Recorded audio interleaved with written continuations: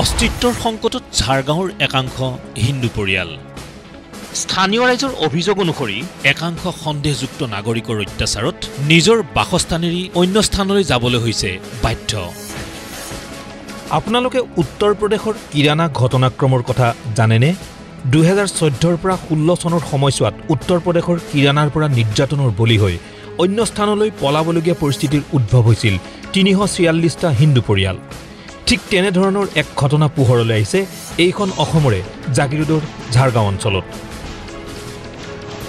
শুনিবলৈ আচৰিত যেন লাগিলেও সঁচা। জাগিৰোডৰ ঝাৰগাঁও অঞ্চলত সংঘটিত হৈছে এই ঘটনা। এটা বিশেষ সম্প্ৰদায়ৰ লোকৰ ভয় ভাবুকিৰ বাবে নিজৰ ভেটি এৰি যাবলৈ বাধ্য হৈছে এইসকল লোক। কিছু বছৰ পূৰ্বে চৰৰ পৰা আহি থিতাপি লোৱা একাংশৰ ভয় ভাবুকি মানসিক তথা শাৰীৰিক অত্যাচাৰৰ বলি একাংশ হিন্দু পৰিয়াল। সমগ্ৰ বিষয় সন্দৰ্ভত স্থানীয় প্ৰত্যক্ষদৰ্শীয়ে আমাক এনেদৰে কয়। আজিৰ পৰা 1 বছৰ আগতে ইমান অত্যাচাৰ কৰাৰ পিছত মানুহজনে ইয়াতে ঘৰ বাৰী এৰি যাব লগা হ'ল। কিছুমান মুছলমান সম্প্ৰদায়ৰ লোকে অত্যাচাৰ কৰিছে। তেওঁৰ ঘৰত যোৱাৰ কাষেৰে চাইডতে চব মুছলমানে আছে। তেওঁৰ যোৱা অহাৰ ৰাস্তাটো মানে ব্লক কৰাৰ নিচিনাই হৈছে। আপোনালোকে গ'লে চাব ৰাস্তাটো যোৱাৰ ৰাস্তাই নাই। এনেকুৱা মানে চিটুৱেশ্যন ক্ৰিয়েট কৰিছে। আৰু ইয়াতে মানে কিছুমান মানে চৰ অঞ্চলৰ পৰা আহি কেনে মানুহবিলাকে বেছি দামত মাটিবিলাক কিনি কেনে ইয়াতে বসতি স্থাপন কৰে। আৰু যিটো ঘটনা কৰিছে এইটো আপোনালোকে চাইছে। আমি এনেকুৱা ঘটনা আমি আজি আমাৰ 20-25 বছৰ হ'ল ইয়াতে আজিলৈকে দেখা নাই।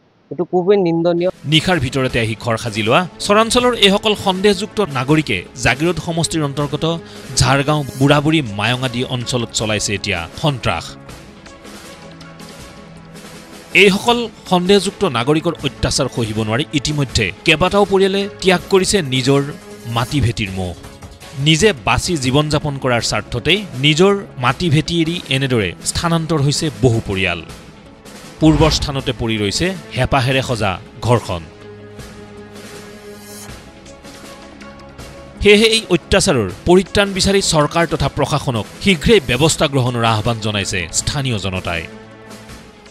আমি স্থানীয় বিধায়কৰ লগত আমাৰ মুখ্যমন্ত্ৰী হিমন্ত বিশ্ব শৰ্মা ডাঙৰীয়াক আমি এইটোৱে আহ্বান জনাইছোঁ যাতে এই ঘটনাৰ লগত জড়িত মানে যিবিলাক মানে আসামী আছে তেওঁলোকক কঠোৰৰ পৰা কঠোৰ শাস্তি দিব লাগে। আৰু যাতে ভৱিষ্যতত এনেকুৱা ধৰণৰ মানে চেম চিন ক্ৰিয়েট নহয় তাৰ কাৰণে এটা বিকল্প ব্যৱস্থা দিব লাগে।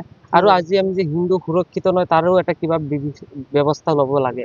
এনেকুৱা ঘটনা কৰি থাকে, ঘটনা মানে প্লেনিং কৰি থাকে।